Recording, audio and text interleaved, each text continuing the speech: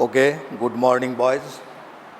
In our last video, solid state, we have discussed about different types of unit cells. As you know that there are 7 crystal systems on the basis of dimensional variations. Dimensional variations means A, B, C and alpha, beta, gamma. And at the same time, in the dimensional variations, there are 7 types of crystal system, and each crystal system, there are different types of unit cells, and these unit cells have been classified on the basis of the position of the constituent particles. Now, that part we have already discussed. Today, I am going to start with Bravais lattices. Bravais lattices, all the crystal lattices found in the crystalline solids, including the dimensional variations, as well as the types of unit cells, are together called Bravais lattices. These variations, all these variations, sum up to 14 different lattices.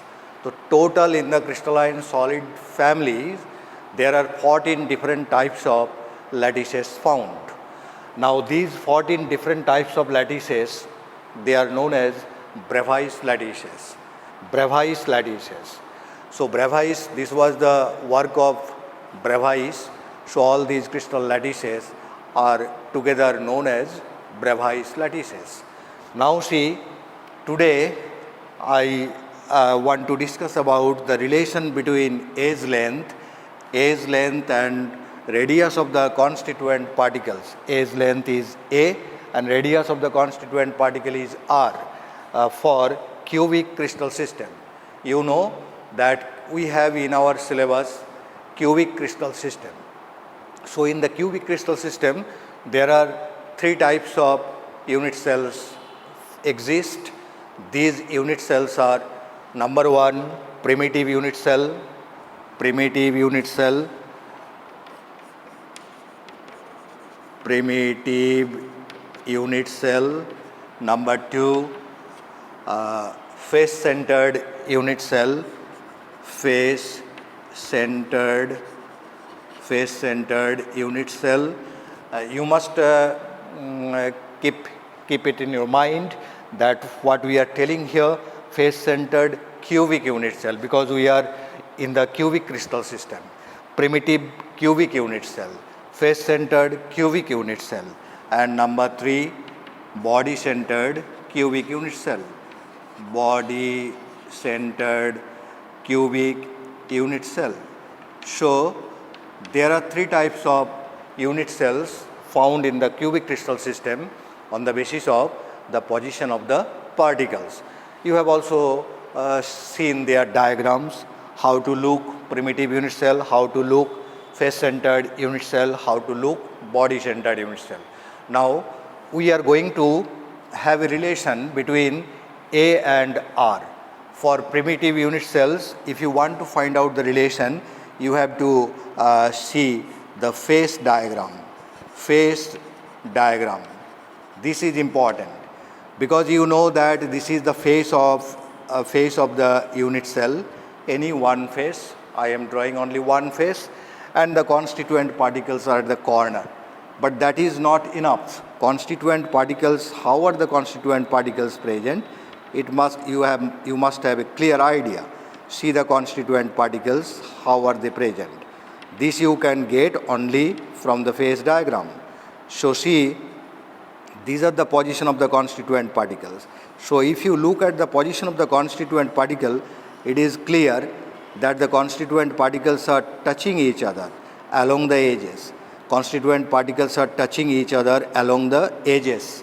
Therefore, it's a very simple thing to derive that A is equals to A, this is A, and this is the radius of the constituent particles, so 2 into R.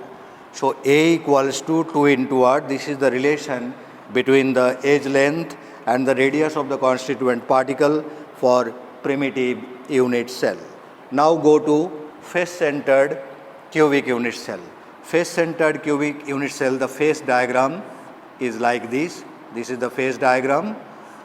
Phase diagram. The particles are present at the corners, but they are not touching. They are not touching each other along the edges. They are not touching each other along the edges. These are the particles. See, here is a particle, here is a particle, here is a particle, here is a particle of equal radii. They are not touching each other along the edges. However, the particle which is present at the center of the face, this particle is touching all the four particles which are at the corners. So look at the diagram, phase diagram for face-centered cubic unit cell. The particles which are at the corners, these particles are not touching each other along the edges, but the particle which is at the center of the face, that particle is touching all the four particles which are present at the corners. Therefore, from this phase diagram, you know that this is A and this is also A is of the cubic unit cell, and join this, this is the right angle triangle, this is a right angle triangle. From this right angle triangle, if you mark it as A, B and C, you can have a relation AB square plus BC square, AB square plus BC square equals to AC square. This relation, now AB square is A square plus BC is also A square equals to AC equals to R plus R plus R plus R. Radius. So it is equal to 4 times of the radius, 4R whole square. Now this is 2S square equals to 16R square. Therefore, the relation we are getting A square equals to 8R square, A equals to 2 root 2R. So this is the relation for face-centered cubic unit cell. The relation between A's length and radius of the constituent particle, the relation is A equals to 2 root 2R. Clear? So this relation is very important for solving small problems, numerical problems. Now come to the body-centered cubic unit cell. Body-centered cubic unit cell, to derive the relation between A's length and radius, you have to draw the three-dimensional figure. The three-dimensional figure of body-centered cubic unit cell, I am drawing it here.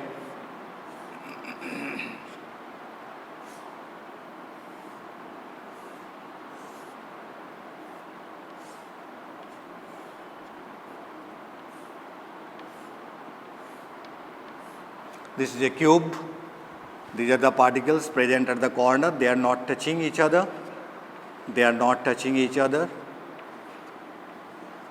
See? So, look at this figure. Now look at this line. This is blue line. This is face diagram. Face diagonal.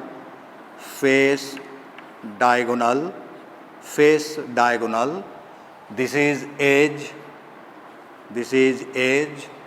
And this one is this pink color line. This line, pink color line, I am using different color for it. This line is body diagonal. Now there is a particle constituent particle at the center of the body. See, this is the particle which is at the center. Now see, just imagine it is, you have to understand it. This particle, I am marked by white color. This particle is touching all the four particles above it and all the four particles below it. This particle is touching. So just like this, these are the four particles above and these are the four particles below, and here is a particle. This particle is touching all the four particles above and all the four particles below. See, try to understand. These are the four particles at the corner above, These are the 4 particles below at the corners, and there is a particle which is at the center. This particle is touching all the 4 particles above and all the 4 particles below. But the particles are not touching each other along the edges. The particles are not touching each other along the edges. However, the particle which is at the center of the body, that particle is touching all the 4 particles above and all the 4 particles below. So make it clear. Now you have seen this face diagonal, edge and body diagonal. This will form a right angle triangle. This will form a right angle triangle A, B, C. Try to understand it. This ABC is a right angle triangle, though it is not looking like that in the figure, but if you see in a cubical room, if in a cubical room you can understand it. This height is the edge from lowermost point to the lowermost point. This is the face diagonal, and imagine a line from the top to the bottom, that will be the body diagonal. So this will be a right angle triangle. So this right angle triangle ABC, from this right angle triangle, you have a relation. The relation is edge square. This is edge square plus face diagonal square. This is equal to body diagonal square. See, edge square plus face diagonal square. This is equal to body diagonal square. Now from this relation, a square, I can write a square plus face diagonal equals to, this face diagonal equals to 2 root 2 a, because it is a and it is a, this is 90 degree, therefore the diagonal will be 2 root 2 a. This is face diagonal, so face diagonal equals to 2 root 2, a square plus a square, and this is diagonal, it is only root 2a, not 2 root 2, it is only root 2a. So face diagonal equals to root 2a. This is a, therefore the face diagonal is root 2a, a square plus a square ka square root 2a. Therefore face diagonal square equals to root 2a whole square, and body diagonal, this is touching with all the 4 particles above, so r plus r plus r plus r. So this body diagonal equals to 4r square. Body diagonal equals to 4r. All the particles have the same radius. Now make it clear. Edge square, a square, face diagonal square, root 2a whole square, body diagonal square, r plus r plus r plus r, 4r square. Now from here we are writing a square plus root 2a square equals to 3a square equals to 16r square, a square equals to 16r square by 3. Therefore a equals to 4r by root 3. So this is the relation that we are having now. So in case of BCC unit cell, in short it is called BCC, body centered cubic unit cell, BCC unit cell, the relation between edge length and the radius of the particle is a equals to 4r by root 3. In case of FCC unit cell, the relation between the edge and radius is a equals to 2 root 2r. In case of primitive unit cell or simple cubic unit cell, the relation is a equals to 2r.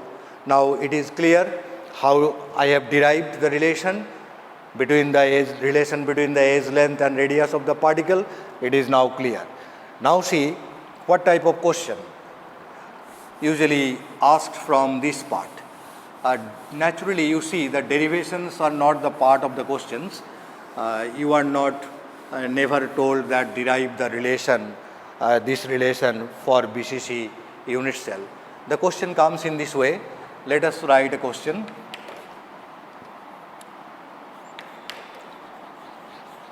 A metal X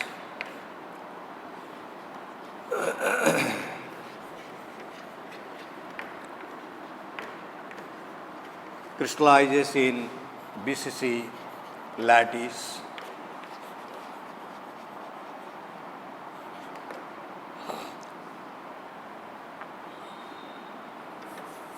BCC lattice. If the radius of the metal atom, radius of the metal atom is 150 root 3 picometer. 150 root 3 picometer. Find how many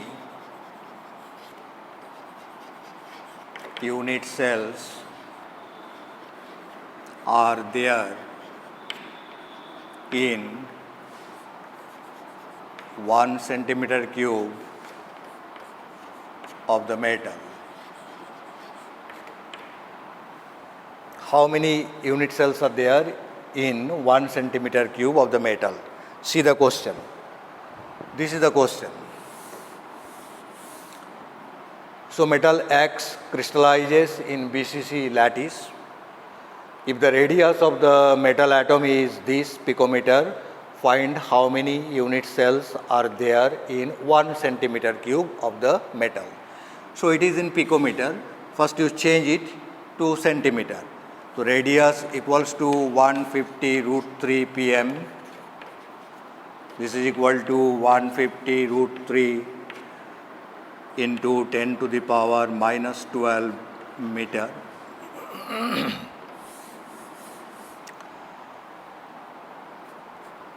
This is equal to 150 root 3 into 10 to the power minus 12 into 10 square 100 centimeter. This is equal to 150 root 3 into 10 to the power minus 10 centimeter. So it can be written as 15 root 3 into 10 to the power minus 9 centimeter. This is the radius, 15 root 3 into 10 to the power minus 9 centimeter. Now see, you have to find the edge length. A equals to 4r by root 3. This is equal to 4 into, this is the radius. Put the value of r. 15 root 3 into 10 to the power minus 9 by root 3 centimeter. Root 3 cancel. So this is 15 into 460. So 6 into 10 to the power minus 8 centimeter. So we got the value of A. A means edge length. Now the volume of the unit cell, because you have to find the volume, since the volume of the metal is given. Therefore, volume of the unit cell equals to A cube. So this is equal to 6 into 6 into 6, 216. 6 into 6 into 6, 216 into 10 to the power minus 24 centimeter cube. This is the volume. Volume of the unit cell equals to 6 cube. 6 cube is 216 into 10 to the power minus 8 cube, 10 to the power minus 24. So this is the volume of the unit cell. Now number of unit cell equals to volume of the metal given, volume of the metal given